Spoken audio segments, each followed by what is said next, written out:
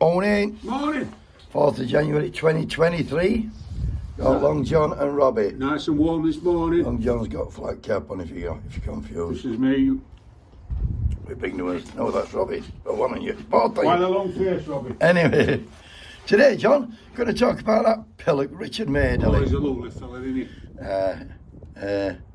I've had a look at him, like, I mean, I saw him yesterday. He had to go meet Lynch, RMT, General Secretary, before Christmas, and he had to go yesterday, and I had a look and I thought, what's his agenda? I mean, anyway, he's never done a day's work in his life, John. He's the son of a journalist, and he goes under the title, he's a journalist. He's not, he's a fucking I'll bollock. tell you what, he's worth £5 million, though, believe it or not, so that's not bad, is it, if that's got that sort of money?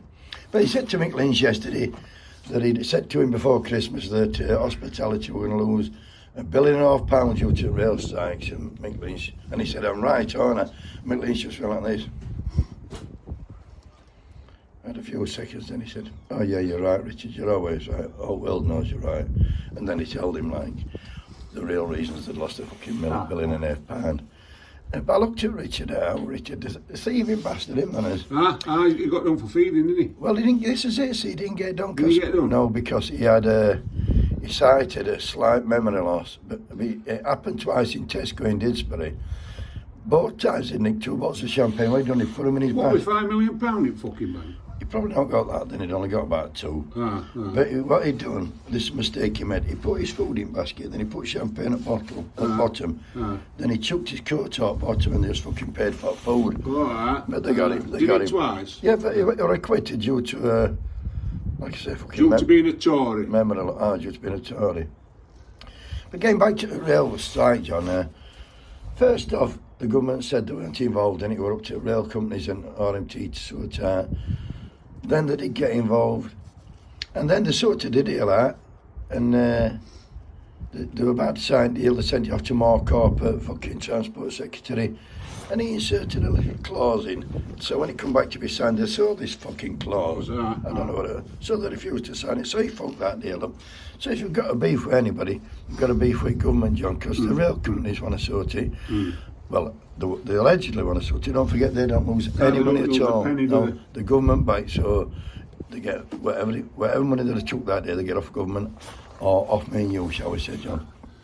But they're on strike today, RMT, so hats off, John. What you've got to do with Richard Madeley, if you've switched telly on, if you're unfortunate enough to switch telly on and he's on, just switch the fucker back off. And don't give him any viewers, and then they'll fuck him up. It's not just him, though, there's all... I know, but he's a fucking worm, I saw the other day there were a kid, he went on to like the firemen are on 38 grand, and he said, they're not on 38 grand. They're not. Where you getting your information from? And the same, they said it with nurses, they're all on 40 grand. It's all bollocks. The millionaires and billionaires telling fucking working class to get to work for fuck all. But just this last thing, John, before I finish, there's one quote here from Mick Lynch, and he says, this is a true quote, and he says, the super rich have never been richer. The accumulation of profit is responsible for price rises. A hospital porter can't be blamed for pushing up the price of petrol. Wages are chasing prices, it's not the other way around. And that's the most fucking sensible comment we'll hear this week. Morning. Wakey, wakey!